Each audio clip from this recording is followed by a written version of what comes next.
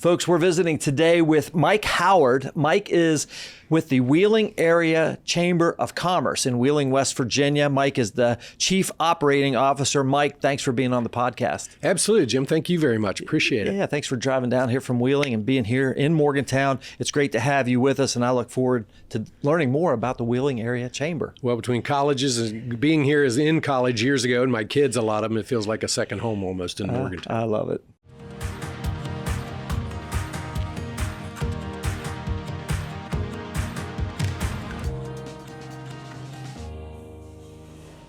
Positively West Virginia is powered by Breezeline high-speed fiber internet and sponsored by Highmark West Virginia, Freedom Key of Morgantown, and Storymaker. With the help of these sponsors, we are able to share the positive business stories of West Virginians, including the one featured in today's episode.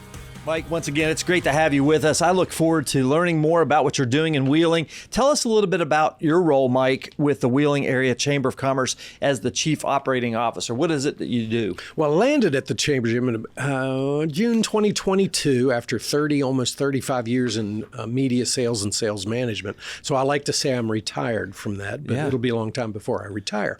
So I've always been involved in chambers, loved what they were doing. Our CEO, Kurt, and I got together for lunch one day. We talked about the vision, and his vision and my vision for this were the same. And so we started talking about how could I get into the chamber, and I came in as his VP of meetings, events and membership and all that. And that quickly grew to the COO position that I now have. So I do still oversee everything that has to do with membership and with events and sponsorships. And now with our new 501c3 foundation, I'll be heading up a lot of the development of that. But it really is sitting down and always taking a look at, are we building the value? Because that's what's going to bring the members. Yeah. And we're seeing that in the fact that the average new membership was around 3 a month for many, many years. And now we're clipping along at 14 new members a month for the last 14 months. Outstanding. So for folks who may not know, okay, what does the Chamber of Commerce do? Well, I like to say from our perspective, we deal in 3 areas. Membership, to help our members that belong grow, help them grow their business, to provide leadership training opportunities and workforce development initiatives. That's our threefold mantra. The 501c6 of the Chamber will continue focusing on the membership. The 501c3 will be able to take leadership and workforce into some different areas because there's a lot of tax-deductible grant money and donations and things down that. So that's a whole new road for us. But the idea is, and I kid with people, I'll say, for a Starbucks a week, you can be a member of the chamber. So can you give up one coffee? Yeah. To have your name on a directory that gets 200,000 searches a year. We're like a little mini Google directory. And many chambers of commerce directories are very powerful like that because of the number of businesses that are on it. Sure. So we drive people to their business that way. But we do networking events. That's still one of the biggest things. People love that. After any meeting I have, I'll find 2 or 3 people that I can connect a potential member with and say, talk to this person about it. Oh, this person might be interested in what you're doing. We're very grassroots on the ground trying to still connect people. I hope we don't get too big and lose that at some point. Sure. But we have added 250 members over the last couple of years. That's amazing. Well, good work on that for sure. Well, you talk about the idea of networking, right? And networking opportunities. And networking, I always look at it as a 2-word root, right? Network. Yeah. So it's the net, okay, but it's the work that goes involved. Networking is not easy. No. Right? And that's why the work is so important, I think, in the word network. And, I think about, chambers, and I've been involved all of my career, honestly. When I first started, I remember going to my first business after hours here in Morgantown with what was then the Morgantown Area Chamber of Commerce. Now it's the Morgantown Area Partnership. I serve on the board now and have for a number of years, and I love the organization. But I think, the networking component's very important. I think that advocacy and being a voice for business in the local communities, I think is very important with chamber. And, whether it's something that's a legislative issue or hosting, events where you bring in your legislators or, your policymakers in your community, those types of things across West Virginia, it's such a powerful and important force for business because, if we're out there alone, which entrepreneurship is a lonely existence sometimes. It's nice to have that network and these people, an organization like a Chamber of Commerce out there advocating for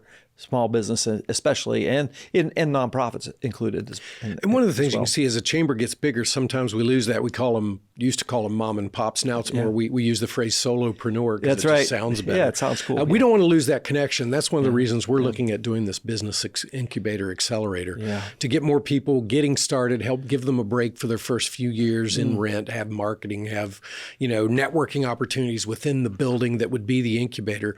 A lot of chambers and economic development companies across the country are having success with this, and we think it'll be a nice thing to have in downtown Wheeling. Yeah, absolutely. So you mentioned that you were in media sales. I did not know that. So can you talk a little bit about your career and kind of coming up through the ranks? Yeah, I couldn't make up my mind if I wanted to be in TV or radio. I think I finally landed after 35 years was over. I preferred radio just a little bit more because it was a little more creative. You didn't have the picture side to work with. You had to be really good with your scripts. Yeah. But I loved helping people grow their business, sit down, hear their story, what makes them different, and how can we convey that to the audience. And I always go back to a client we had that was a counseling service, and it was maybe the best commercial ever that I had ever heard for radio. It was so powerful.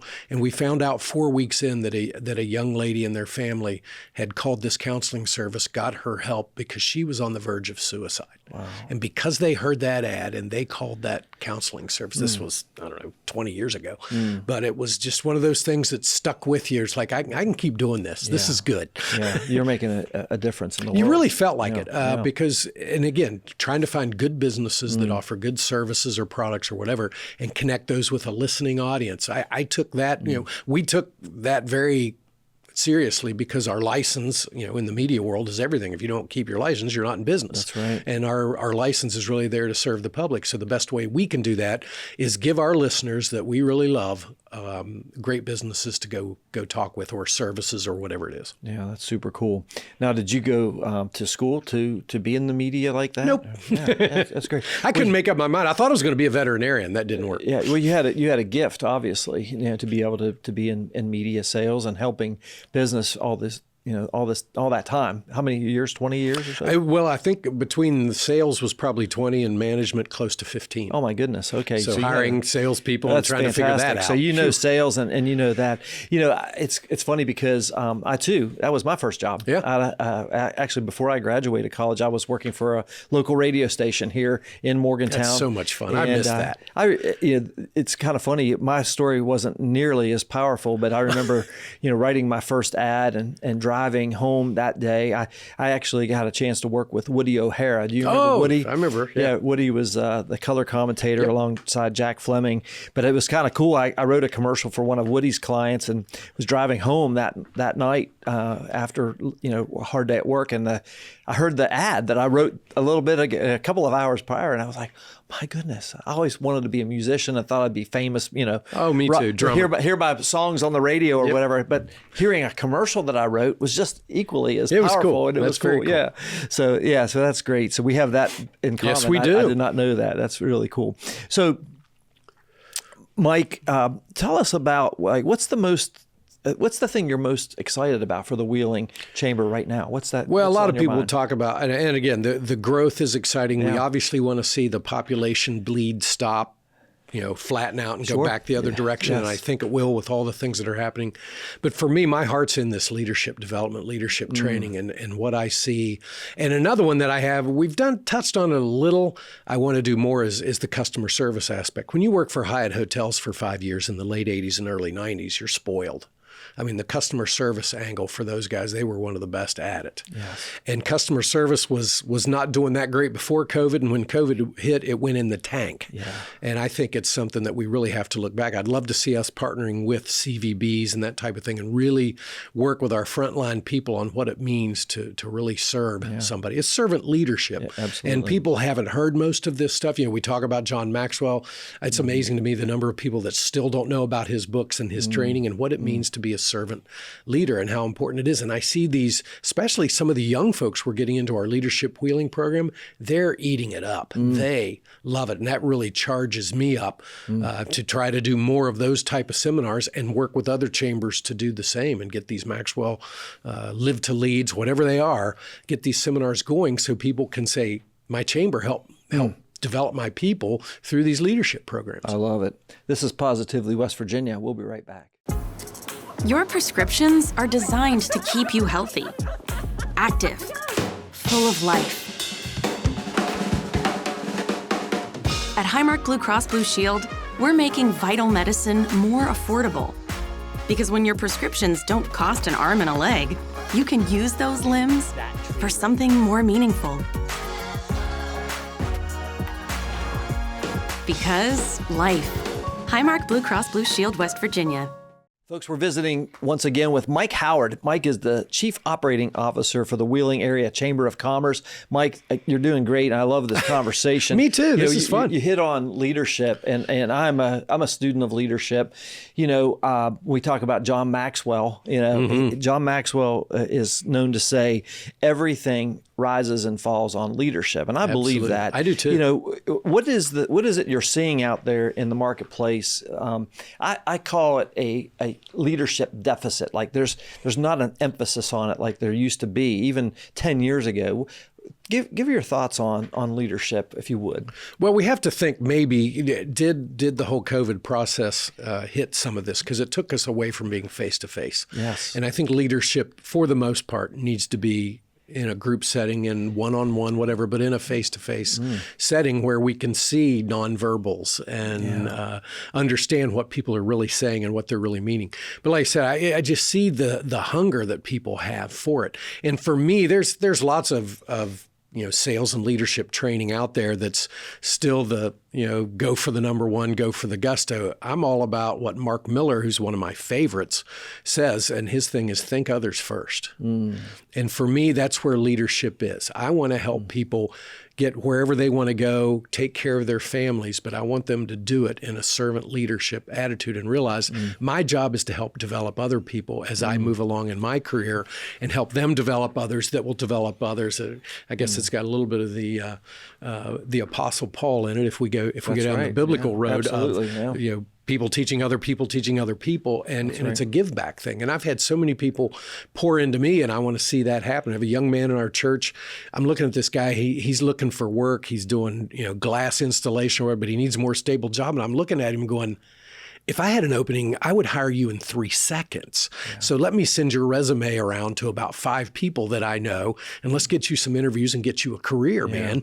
I love doing that. I probably should have gotten into recruiting. I enjoy it so much. Well, I could tell that you're a servant yourself, and you want to truly help people and equip them to be the best that they can be. I get a kick out of that. I used to say, I could tell that. My favorite thing about wrestling wasn't when me on the mat.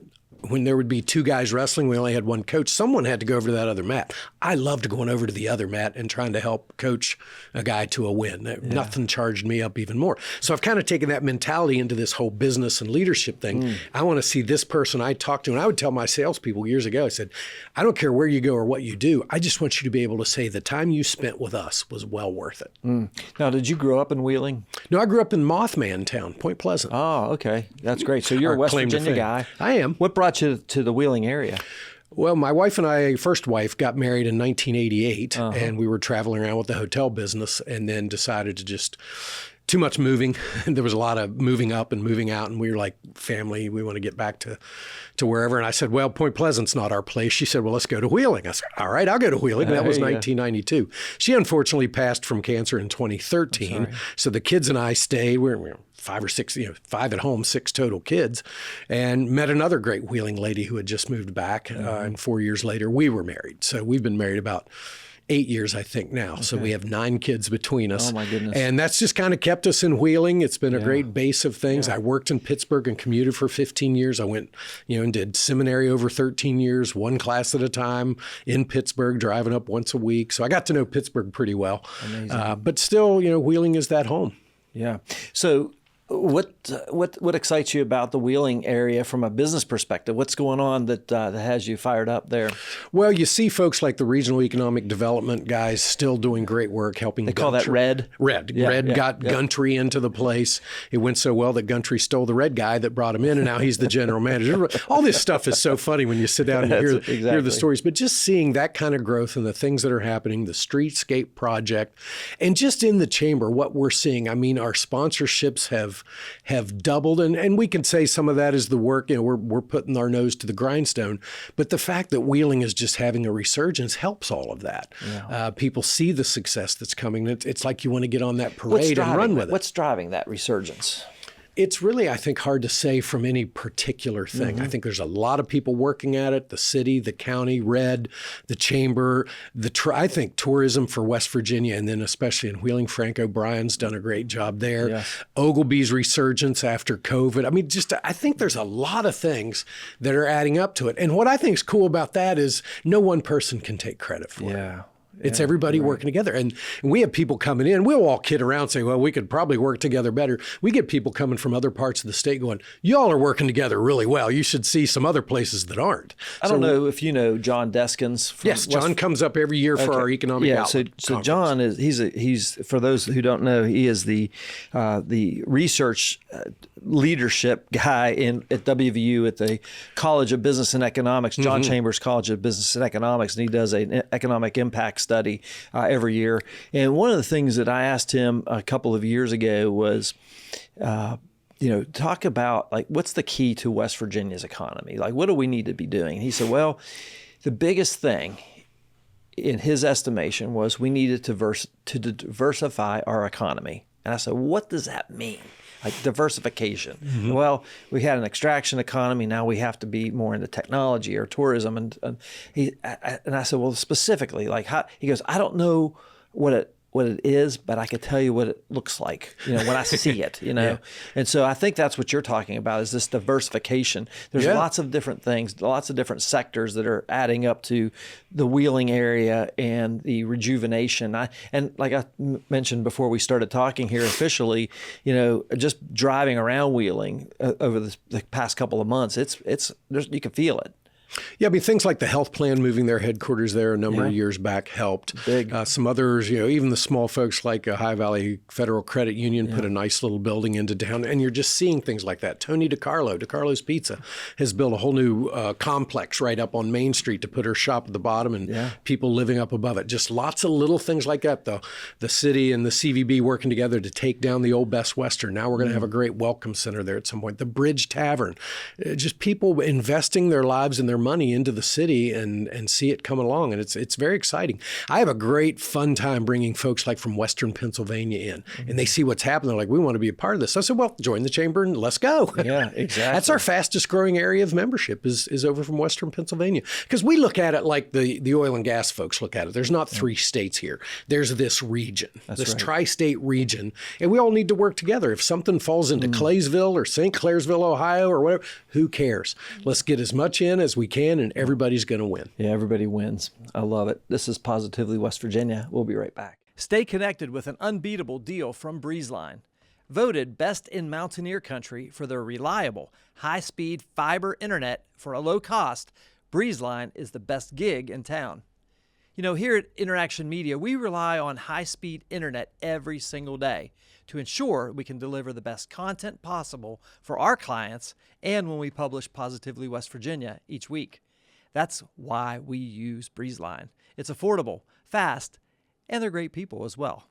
Learn more about Breezeline's internet, TV, and mobile options at breezeline.com.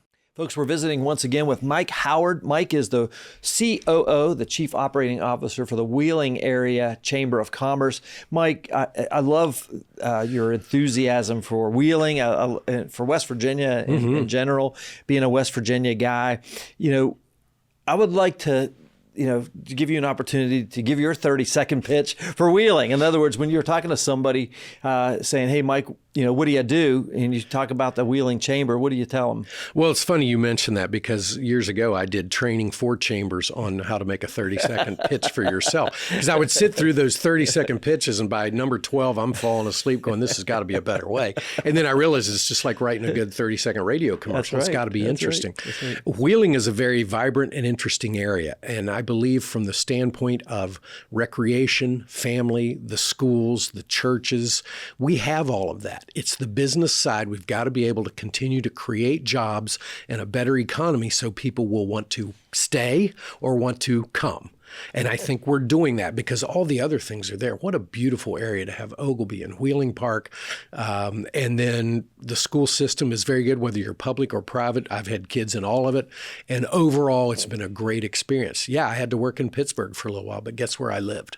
I did the hour commute every day, back and forth. Yeah, that's great. That's awesome stuff, man. Appreciate you and everything that you're bringing to the table. We talked about leadership, and I want to revisit that for just a second because it's such a powerful theme in our talk today. What, as a student of leadership myself, somebody who is really built a career on just studying leaders and how to be more effective, how to be a great follower. For sure. Oh, yeah. What do you think is one of the most important traits in a business leader today? I think it's a combination of listening and empathy. And I had, who's now a very good friend, a boss twice. He was my sales manager and then my general manager. Best probably salesperson I ever saw because of the empathy he had for clients. You could feel it. It was palpable. It was real. He was a good listener. And that got people to open up so you could really see what are their challenges, what are their dreams, why are they doing what they're doing, and that's where you got your great copy to put. It all just kind of works together, but if you're just going in trying to sell something or pitch something and so you can hit a number, I didn't like that from almost day one. So I'm here to help people. I'm here, whether it's in the hotel, once you have the best meeting you've ever had, we want to provide you the best service so your meeting is a success. I want to provide you the best commercial so you can get the people that can come and people are blessed by what you're doing for them. So it's those things. The empathetic listener, I think, of people, and I think those are traits you can work on. Now, you may naturally have that, but I think you can work on them as well. And that's where leadership training comes in. If you can find folks that are doing the writings and the seminar, and all the good ones will bring that out. Yeah, I love that, man. That's powerful. As you were talking, it reminded me of a moment, if you will, early on in my career. I was working at the Dominion Post, Morgantown's newspaper, one of the largest newspapers at the time in the state of West Virginia. Yeah. And I was at the end of my day. It was probably 5:30, 6 o'clock, and there was two sales reps in the sales office, myself and this woman named Natalie, and she was over there just going to town on her calculator. So the old kind with the slip and everything. And it was just, she's typing all this stuff. I'm like, what is she doing over there? So I peered over the desk and I said, Natalie, what are you doing? She said, I'm adding up my commissions that I made today. And she said, I said, oh, well, that's interesting. She said, well, don't you do that? And I was like, no. She goes, well, how do you know how much you're going to make next pay? And I said, well, I never really thought about that. I just figured I'm going to take care of my customers and do what's right for them, and the commissions will take care of themselves. And she just looked at me and like, that's weird. But that, I didn't realize it, but that was kind of like my mindset. Yeah. It was kind of default. That was just I was early on in my sales career, but that served me well because I didn't worry about my commissions. They took care of themselves. And that was my first year in sales. And I went on to become account executive of the year that year, won a trip to the Greenbrier and everything. There you go. But the point is that, I think that you just expressed that, that empathy and making sure that your customers are taken care of and people are taken care of. I think that's the most important thing. Well, I think from the management standpoint, because I like coaching and leadership better than management anyway, and we were able to come up with, because I would think, how can I help these salespeople? I've been there. How can I help their lives be better, help them, but help us at the same time? And we came up with a system because it was always like if a salesperson would make their month and they're in the month, they're kind of done for that month. They're moving on. And we realized they could probably do a little bit more. So let's incentivize it. And we took them to the point where they got 10% commission on whatever they did. And if they hit their goal, they'd get 15. And we said, well, if you'll get to 110%, we're going to give you 20 all the way back to $1. They're like, okay, now I got to work in the month. And then I found out one of the things they really wanted was, a little more time off. They only had a couple of weeks. I said, well, here's what I'm going to do. If you make your month before you go into that month, I'm going to give you an extra day off that month. Wow. If you do that 12 times, guess what that little math means? You got 12 more days off a year. Wow. That's over two more weeks. That's incentive. So there was an incentive to get to 20%, and so it helped them, but it helped us. I'm always that win-win-win guy. Let's all win, and obviously the customers and the clients and the listeners had to win, but that's what we were after. And I think it that hung on for a long time till corporate took more of a role. Yeah. And you know what that's like. Absolutely. Well, that's great. So as we talk about getting the word out, promoting the chamber, how do you get the word out there? You're the chief operating officer. How do you get the word out about the benefits of being a member of the Wheeling Area Chamber of Commerce? Well, you have that little, grassroots thing of the people that are joining and are happy spreading the word. That helps. Yeah. We have been blessed with a great relationship with the media. Kurt always had a good relationship. Me, obviously, working in it. Yeah. We get good coverage for almost everything we do. Yeah. They show up to ribbon cuttings, to check presentations. And then we hired a young lady right out of West Lib who's doing a bang-up job and now has been promoted to our director of marketing in 1 year, doing Facebook Lives and posts and notifications about members and all that. So it's all these little things snowballing together. Yeah. We wake up in the morning and look on our membership thing and someone joined last night. Did you I don't know. Who is that? I don't know. That's cool. So we call them up and say, hey, how'd you find out about, and some invariably, hey, I saw this or heard that or whatever. The idea is being out there, right? Yeah. And being present with a message, not just one media channel, so to speak. Using social media. I like the idea of earned media. I mean, that's what you were talking about, having a newspaper cover something, maybe a radio station or TV station covering an event. That's called earned media for those who don't know. So I think that's really good. What do you think is the long-term vision for the Wheeling Area Chamber? What do you see up ahead? Well, our big thing now is working through our foundation to be able to provide more leadership training, maybe a regional workforce training center within our incubator. We're talking with, the trades, Project Best, WVU Medicine. How can we serve them and help them with that so that they don't have to worry about it? They know they'll have a place to go. Workforce readiness. Workforce readiness, but also one of the things I think that's going to make a huge impact and help with what we call RISE up there, trying to get the colleges and the students and the businesses working together so we can keep these kids. We think it's a big part of that's going to be a mentor program. Yeah. In our leadership wheeling class this year, they have taken that on as their project to get it started. We will roll with it as a foundation and have to look to grants and staffing. But I think you get young people in high school and college working with local business people. It's connections that keep people here or make them go somewhere else. So you have kids from other states. They know the business people where they came from. So they've got the connections. That's where they get the jobs. Yeah. If we can have more of that kind of a connection to the business people one-on-one and get 50 to 100 to 150 each year, connecting up, making connections, and even if that's not the place they work, their golfing buddy might have an open for him. I love it. And one of the things that comes out of that, a mentorship relationship that I've seen over the years is what I call casting a vision. Because a lot of times you'll see, these young people, they know what they know, right? They're maybe in an isolated pocket of the Wheeling community, or here in West Virginia, they're in a little community and they don't know what's out there. Yeah. And so that exposure, that ability to cast a vision of what could be and what should be in their life could be a massively powerful thing. I know in our Rotary Club, we have a shadow day where we do job shadowing for one of the local high schools. And one of the kind of a neat little success stories, we had a young man who came alongside me years ago and just wanted to check out what marketing was all about. Yeah. And he went on to work in the marketing department for a bank, then became the marketing manager, then became the marketing director, and now is the chief operating officer for a pretty large bank here in the Morgantown area. And it's kind of neat because, I don't know that he I'm not taking any credit whatsoever. I give the success for his career to the glory to God on that absolutely. one. But I may have played a little part just in showing him, right, like, hey, this is what could be in your life. And he caught that and took it all the way. And just so I think those mentorship programs are just vitally important.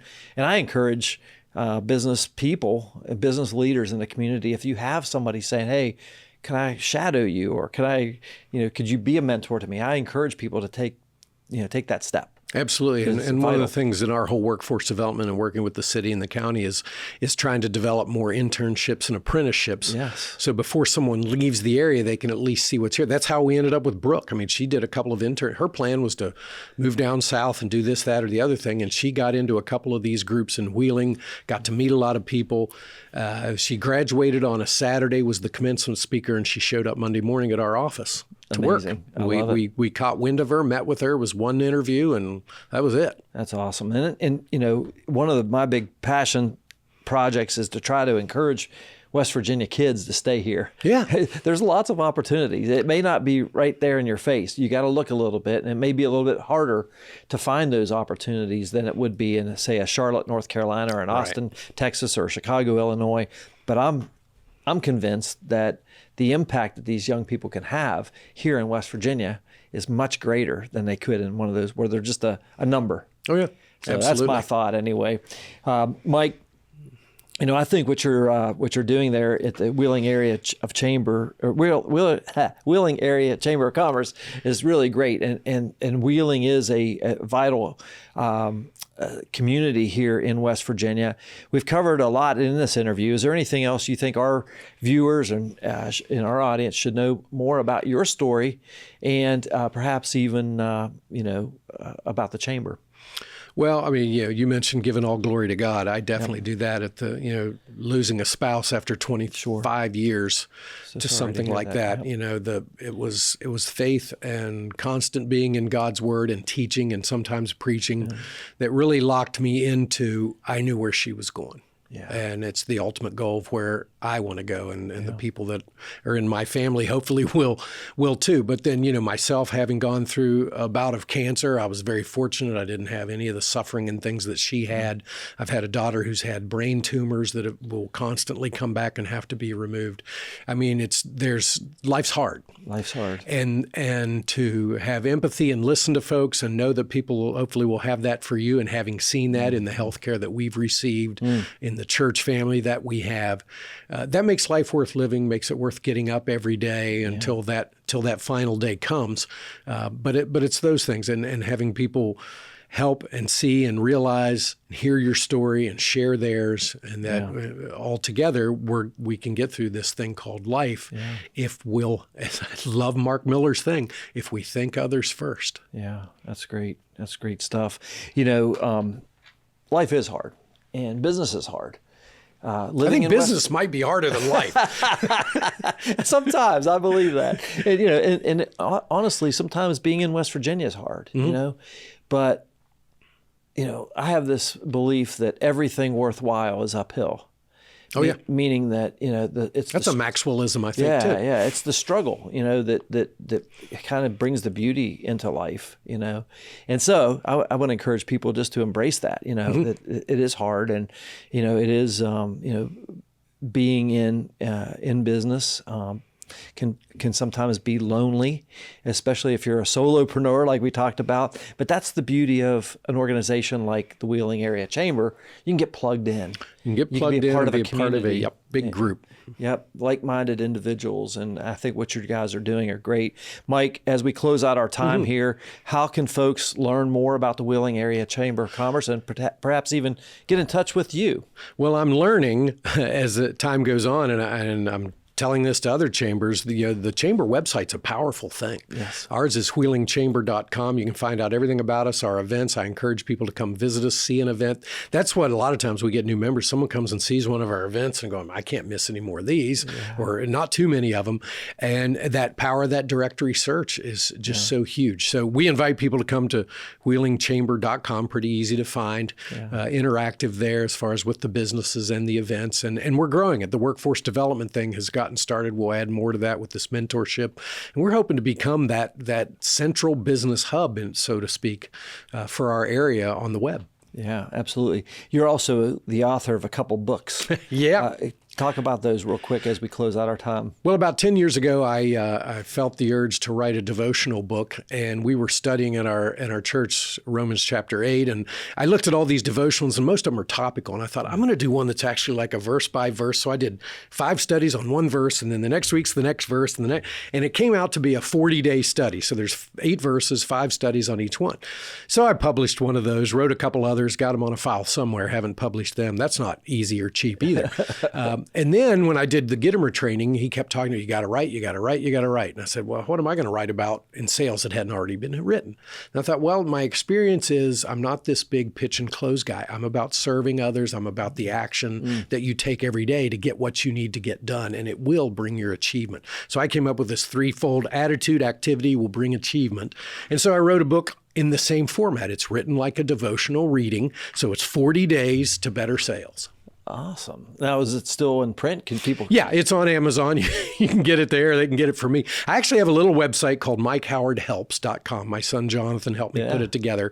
It still needs some work, but like you said, you get busy on something else, and that little thing sits there. And we'd the love book to is help available. give you a shout out on the podcast here, obviously, like we just did, but it would also put links on that on the show notes and on social media too. Yeah, we're hoping to do Folks, seminars check it out. that then lead to what they call those mastermind groups where people can get together 10 to 12 once a week or once a month or whatever it is. The power of the mastermind. Napoleon Hill, Think and Grow Rich. Yeah, it's a great way to do business, and it's a great way to run one.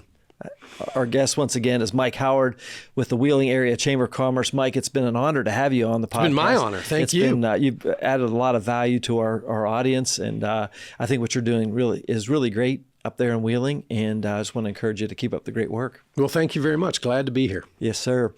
Folks, that's a wrap on another episode of Positively West Virginia.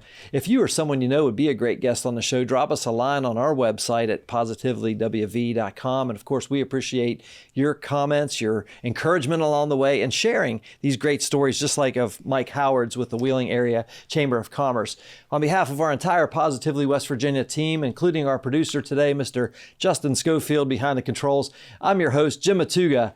Stay positive, West Virginia. We'd like to thank our partners, Highmark West Virginia, Freedom Kia of Morgantown, InnerAction Media, Storymaker, and our studio sponsor, Breezeline, for helping to share these positive stories. If you'd like to become a sponsor of the Positively West Virginia podcast, visit positivelywv.com/sponsor.